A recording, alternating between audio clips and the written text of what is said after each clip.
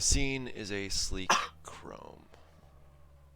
You're sitting in the plush leather back seat of Homer's Vogue model Ishadi, streaking noiselessly along the polished streets of the Tyrannus district. Homer, like he always is while taking you to your shoots, is respectfully silent. The breath mint container he usually keeps on the center console between the front seats rattles slightly with each disturbance in the road, and your outfit, as always, is choked and constrained to fit the confines of the vehicle. What do you look like, Calliope? Am I describing physical appearance or the outfit? You can Or describe everything? everything you want to describe. Um, Collide. I think I look more tired than a model should, but it kind of like that sort of, how do I describe this in a like a way that is understanding? Um, it's like being tired hidden behind makeup, like that kind of like the person clearly isn't doing great, but they look like they're doing fine at a distance. You're Um, Joaquin Phoenix in The Joker. yeah. Yeah, sure. Do you want to hear another joke, Homer? Um, but as I was saying, Calliope's medium long, kind of grayish brown hair was ironed by someone that he didn't know to make the outfit look better. Um, I'm not sure what else I should describe. I'm kind of What tired, I'm not literal gonna lie. clothes do you have on? Literal clothes. Um, it's like this really weird kind of. It's like a what would be a top coat if it wasn't cropped at like unevenly on one of the sides. So it's got this weird asymmetrical hem. It's all black with silver buttons going down the sides, with black pants to match that have been cropped at the bottom to make it look ragged. Um, it seems like the boots themselves aren't actually all that special, so it's probably not going to be a walkout or at least a runway. However, the outfit itself is very expensive. It comes from somewhere. I don't know any of the district names. I can't bullshit Come, my way come, out of this. comes from somewhere. I don't know any of the district names either. Next to you, Calliope, the seat is empty. The seat is always empty. It is, after all, more room for some of the more egregious outfits you've worn. Sometimes you look at the leather, but you've gotten past it. It's fine. Really, you have.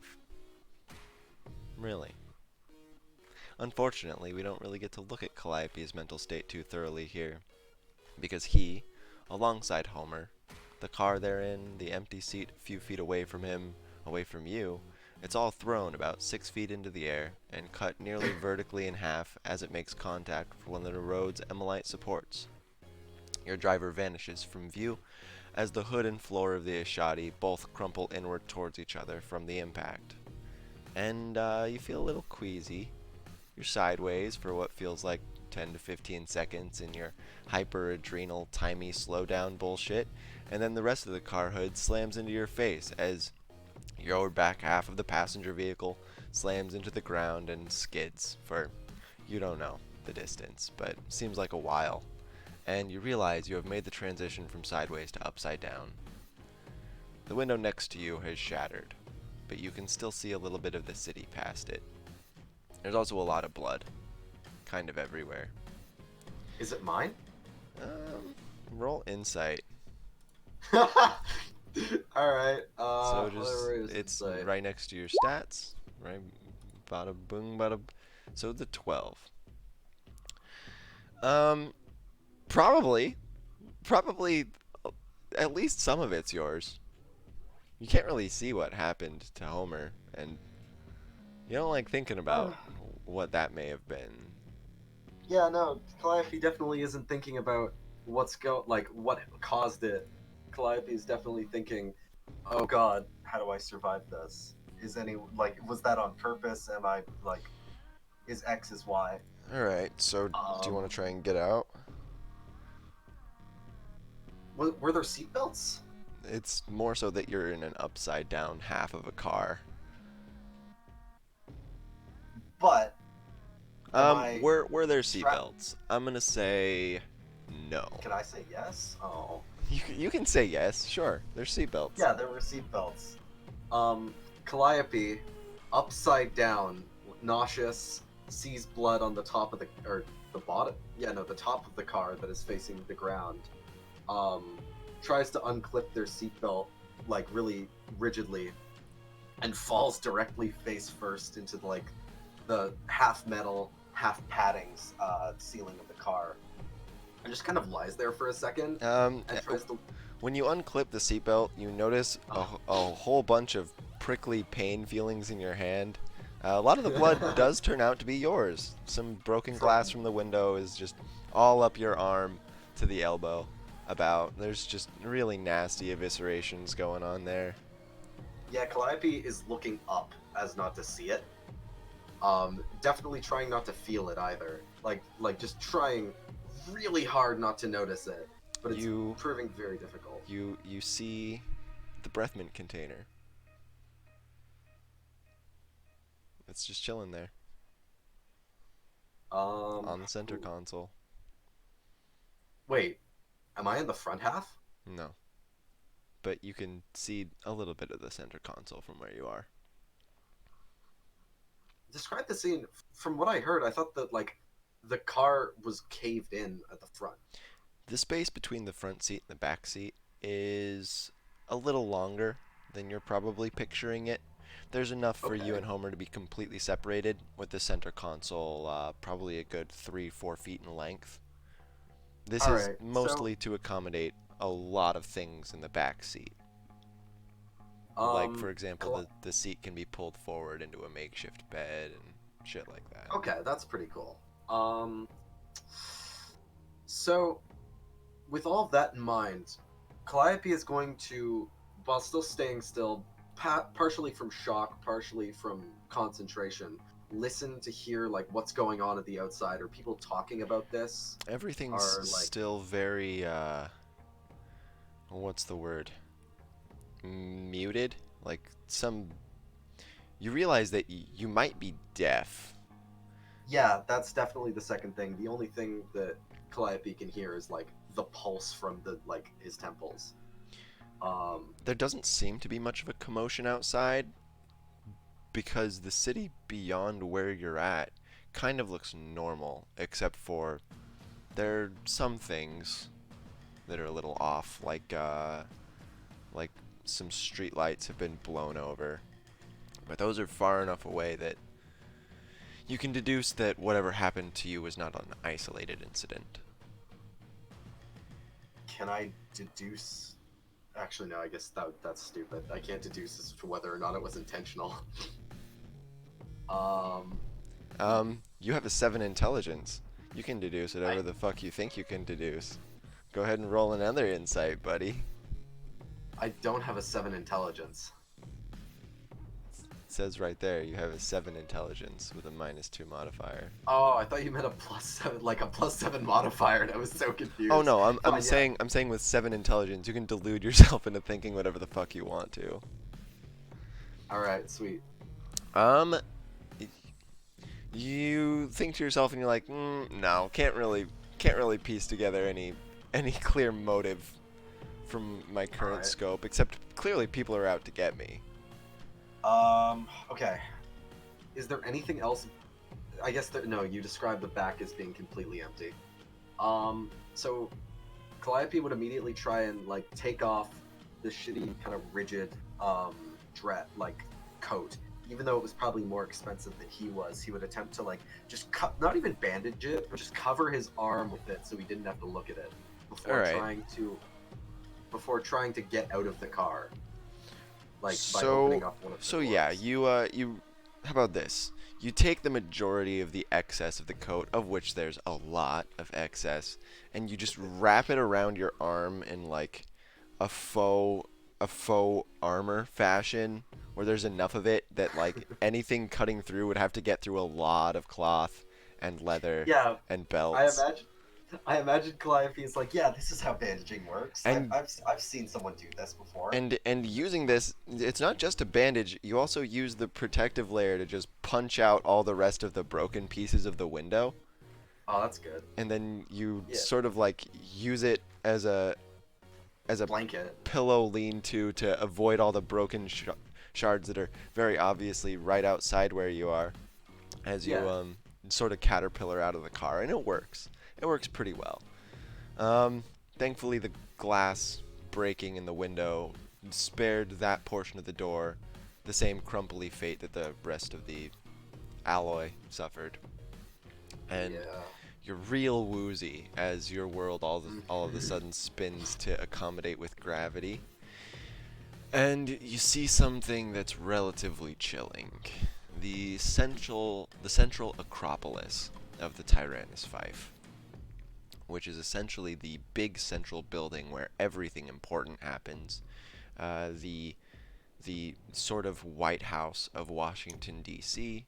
has Sure. been completely obliterated, and Oh, right above it is a massive, sleek, silver, chromatic spire that is essentially disappearing into its depths and continuing on infinitely into the sky. And you okay. find your vision kind of start to black out a little bit, and the scene changes as the uh-oh reveals itself. The stinky. The oof. Um, the transition almost feels as if one moment you were looking at the shattered Acropolis, and then the next you're just looking up into the empty sky. No clouds, nothing. The scene becomes a sky blue. You're once again kind of disoriented as you find yourself bent in half over the top of a slate stone wall, broken at the top as if the ceiling had been shorn off of whatever building this was, with your legs hanging inside the building torso, just bent to the knee, I guess. But you feel a lot Wait, better. The cloth's still around your arm, but it doesn't have the same liquidy numbness it did. You don't have the headache, and you hear the blowing of the wind. I'm bent over a wall? Like, You're lying on top of the wall, and your legs are hanging off. oh, okay, I see it now. What does, before I look down or up or around, what does the wall feel like? The wall feels like a cold, sort of cobbled stone. Some of the outer fiefs away from the Tyrannus are kind of like this, where they have this architecture that's Mm. a little archaic, um, primitive, some people call it, but it gets the job done, especially with the tools and materials they have to accommodate themselves with. But it's So I'm, also a oh, little weird because it's definitely not um, situated that well. It's bobbing a little bit up and down, sometimes side to side, depending on how you move your weight. um, okay. So first things first, Calliope is going to like close his eyes a little bit, like wrinkle his, like or like what's the phrase for it? Raise his eyebrows a little bit to like almost preemptively get rid of any headache that would occur from sitting up like that and being like Homer, calling out a little bit as he sits up and opens his eyes, and looks around wherever that may be. So, you're sitting on top of a broken wall, and from this vantage point, you're pretty high up. You can see a massive expanse of the same sort of esoteric, ethereal architecture as the slate underneath you, comprising up a grand city constructed in a spiral and held together barely. As a closer look at the building around you, it's almost as if each of the pieces of the walls are sort of puzzle pieces that sort of They're held in place by something, but it's not something you can see or something you can deduce. Quote unquote magic is probably the best explanation. Um, and you seem to be at a much higher vantage point than the rest of this weird city. The slate wall underneath you is part of a structure some distance away from the rest of them. Homer is nowhere to be seen. And the broken wall itself, there's some more pieces of broken wall above you. You're not actually at the very top of this structure, and the interior does have a way to progress downward, almost this weird, sort of indistinct spiral staircase made of poofy little clouds that look weirdly solid. Pushing down the assumption that he died, and this is some sort of weird afterlife, which is a thought that did cross his mind. It's not an Um, unreasonable one. he's not woozy at all. Like he's not even hurt, He as feels he far as I can. feels perfect. He feels great. He feels Yeah. Okay. So that. exactly like he did right prior. So first things first is that like, although he kind of battles the thought, he slowly takes the coat off his arm and peeks underneath it. It's an arm. Uh, is it no lacerations, no nothing? No lacerations. All right. Does the coat have blood on it? It does not have blood on it. Okay. So there was some real bites the dust shit that just happened. Um, Killer Queen has already touched Homer's car. so Calliope, dazed, confused, worried, if nothing else, um, would begin to traverse down the weird esoteric staircase. All right, Sorry, I keep using third persons. it's all right. So you hop down to one of the poofy clouds. You probably test its weight a little bit and see that it also bobs, much like the piece of the wall you were on, but it Oh, that's some motion sickness. it definitely holds. Um, and so you progress down, and it leads to this outer road, and this road is a little disorienting because it's not part of the rest of the city. And the structure you are in, also not part of the rest of the city. And when you get to the bottom and you get to the exit to this building and where this road starts and leads into the rest of the city, you see that the structure you're in continues down. And it changes harshly as it does. The slate gray buildings, not buildings, stone and architecture, it shifts into very, very abruptly into a jagged sort of metallic composition with you've seen the same sort of it's basically like technology veins with pulsing light. You know what I'm talking about? Okay. And Um, actually, continue. Finish the descriptor. and the poofy clouds abruptly turn into an actual staircase made of the same composite metal going around strictly the interior of the sort of basement of this thing, and the walls of it are no longer held together in pieces, and it gets very dark very quickly as the ambient light of this infinite sky in every direction doesn't seem to be able to pierce into it. And at the very bottom, which is probably a good 10-15 feet descent, there is a large set of double doors.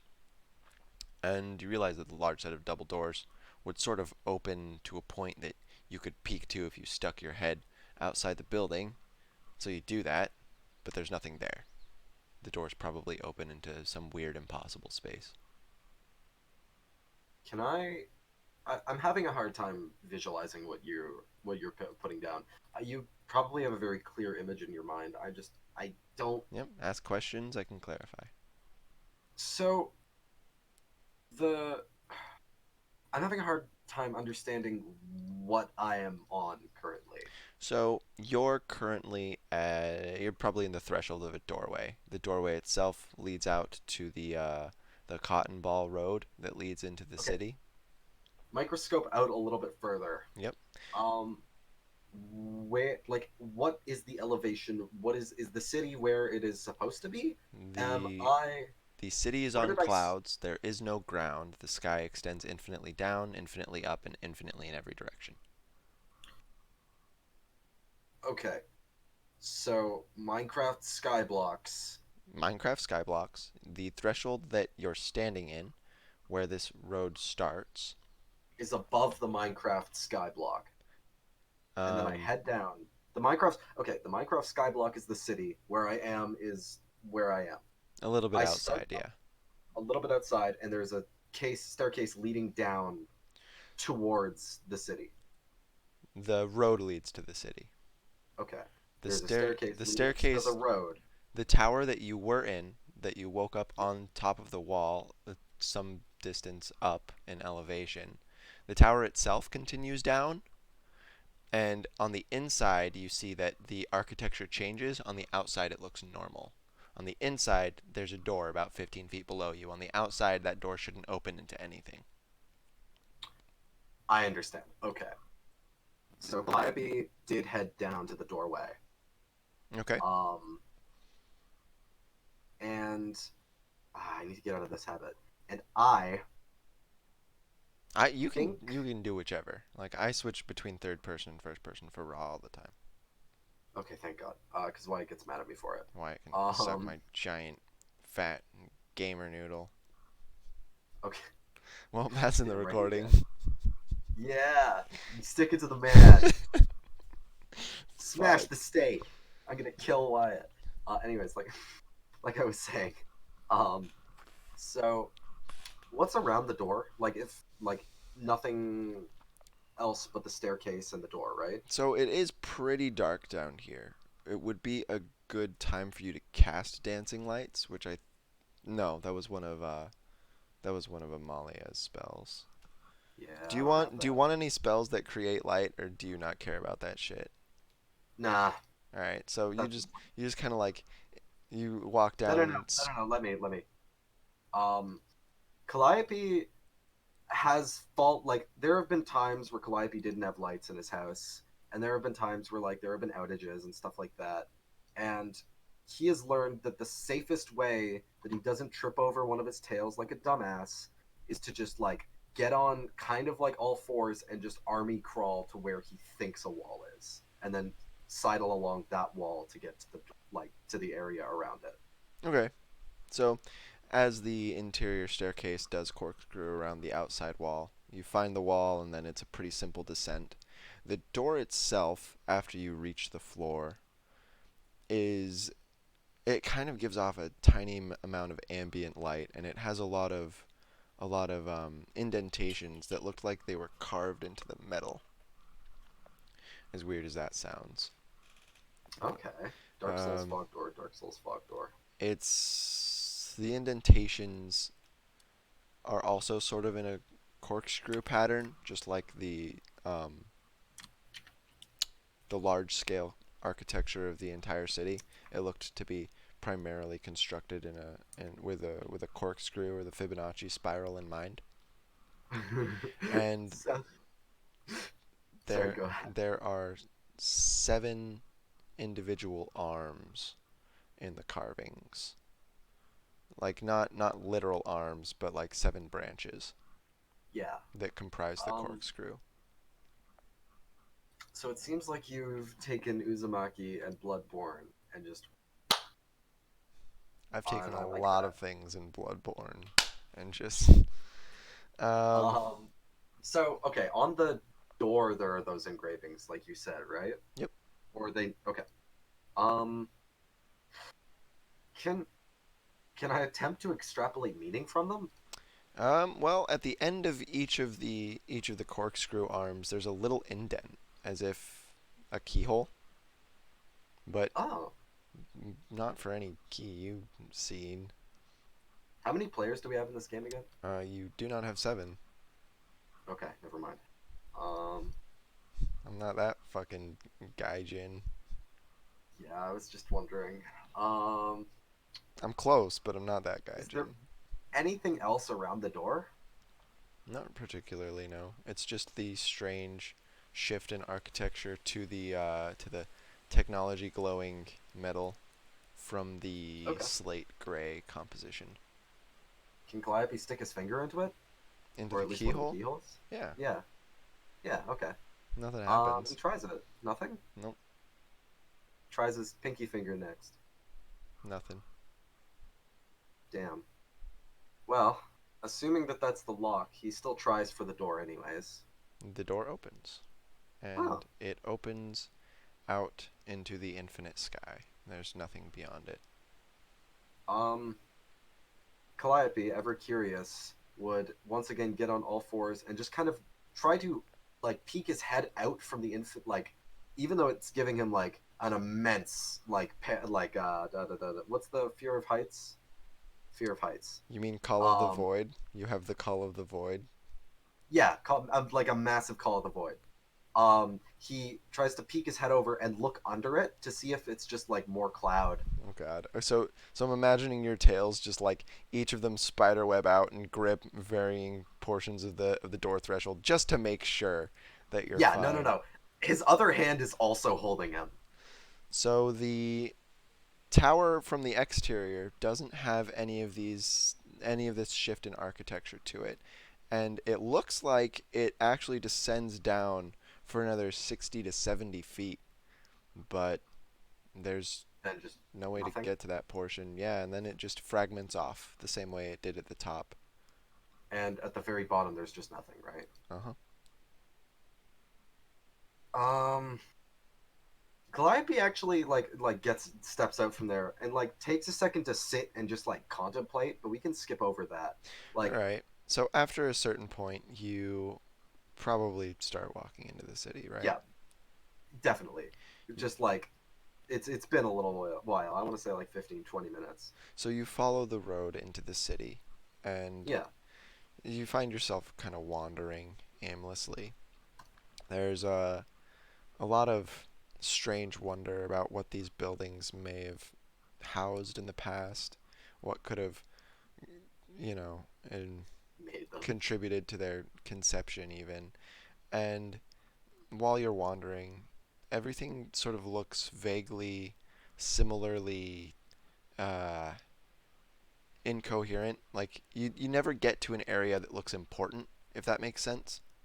Yeah, it does. Every road's kind of an alleyway that sort of twists and turns and connects to other alleyways. The roads themselves, you can never see too far down them just because they're all winding Yeah. until one of them opens out into a plaza. And at the center of this plaza, there's a large fountain. And as you watch, a dark humanoid made of black mist, about the same size as you, but with no real detail to them. You can't see any individual fingers. It doesn't have any facial features or hair even. It's just this humanoid.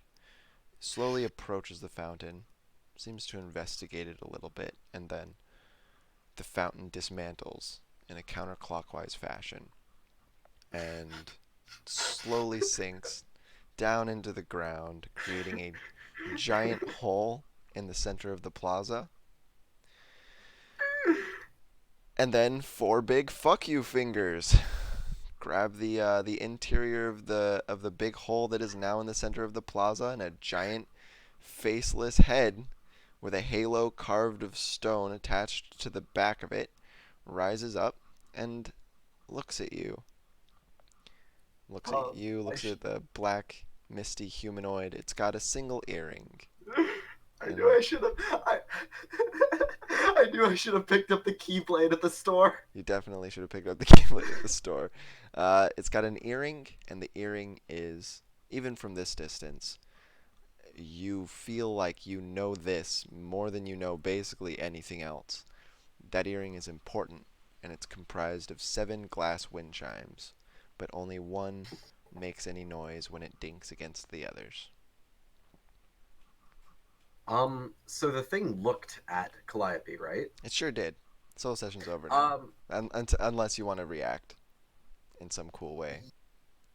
I mean, react in some cool way in fat quotations as Calliope scrambles back and falls on his ass as it looks at him. Great. That's where we leave off. Great.